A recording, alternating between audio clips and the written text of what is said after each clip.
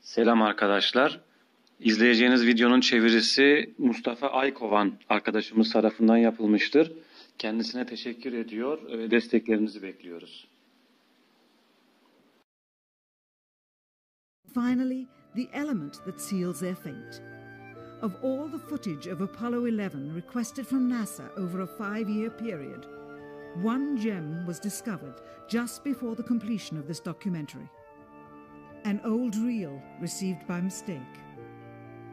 It contains the raw or unedited footage of the crew of Apollo 11, Michael Collins, Edwin Aldrin Jr. and Neil Armstrong, staging part of their mission for nearly an hour in living color, with exceptionally clear behind-the-scenes audio of conversations discussing the techniques used to achieve a disingenuous picture depicting the Earth at a distance, in order to falsely demonstrate their far journey from it and their ability to survive passing through the Van Allen radiation belts.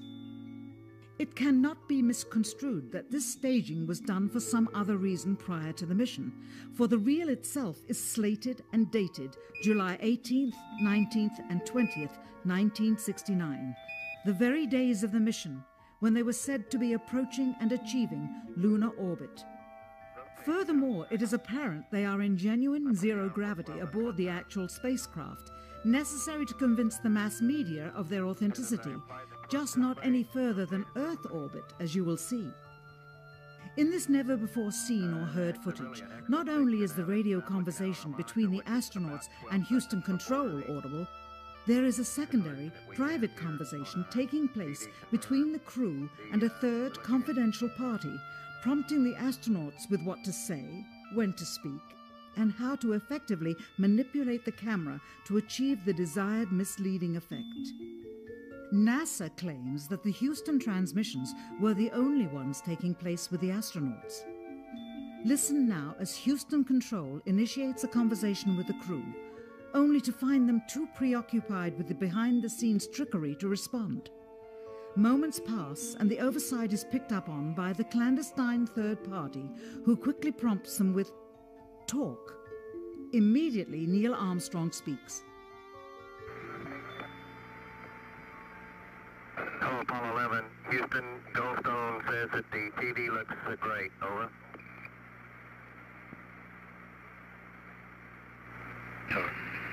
Okay, Roger. We're ramming in on Earth. Again, the illusion they are attempting to create is the Earth at a distance to demonstrate their far journey from it and their ability to survive passing through the Van Allen radiation belts. Understand, too, that only about 20 seconds of this raw footage was ever broadcast to the public, and these conversations discussing their deception were believed to be private, until now. Here they discuss that these television transmissions were in fact not broadcast live as everyone believed. They were first screened and edited for playback later. Roger, Neil, we just wanted a narrative such that we can, when we get to playback, we can sort of correlate what we're saying. Thank you very much. Here they discuss the fact that they have turned out the lights and have blocked out sunlight from entering the spacecraft through the other windows, as to not cause any reflected light to fall onto the spacecraft's wall in the foreground. Okay, very good. Well, we shut out the sun coming in some of the other windows into the spacecraft, so it's looking through the number one window, and there isn't any reflected light. The reason this was done is so that the truth of the matter would not be revealed. It is this. Though the federal government would have you believe that this is a view of Earth from a distance out of the spacecraft's window as it nears the moon, it is not. What they have ingeniously done is placed the camera at the back of the spacecraft and centered the lens on a circular window in the foreground, outside of which it is completely filled with the Earth in low orbit. The circumference of the window then appears to be the diameter of the Earth at a distance, with the darkened walls of the spacecraft appearing to be the blackness of space around it. That is why they wanted the interior dark and blocked out the sun from entering through the other windows. Here you can see the extruded window, probably 2 inches thick at the bottom. This is because the Earth's shine is coming in at a downward angle. It also causes the Earth to appear to be an irregularly shaped circle, for you are seeing the outside of the window at the bottom and the inside of the window at the top, which together form two different sized halves of a circle.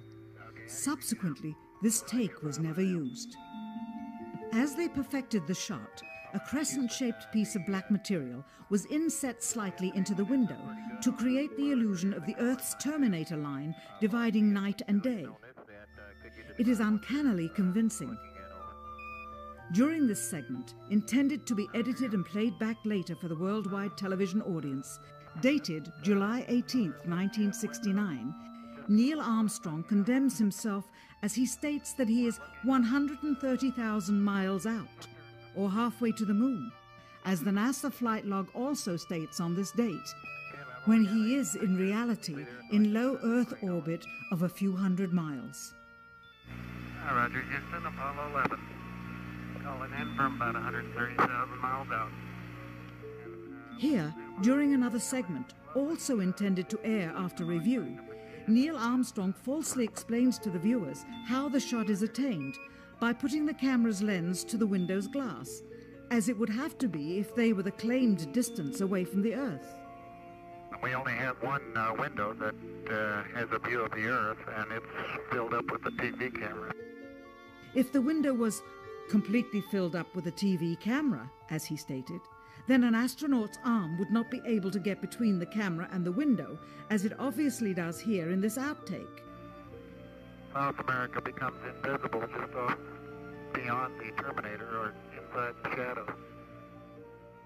You can also notice how the astronaut operating the camera reacted to the mistake by attempting to pan away from it. Blue cast, see white bands of major cloud formations across the Earth.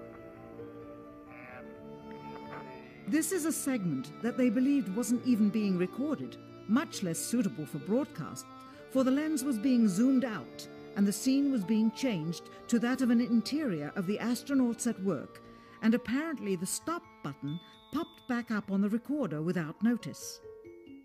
Here is the diffused work light that they used to see camera controls, but not throw light onto the spacecraft's wall. Here they remove part of the crescent insert.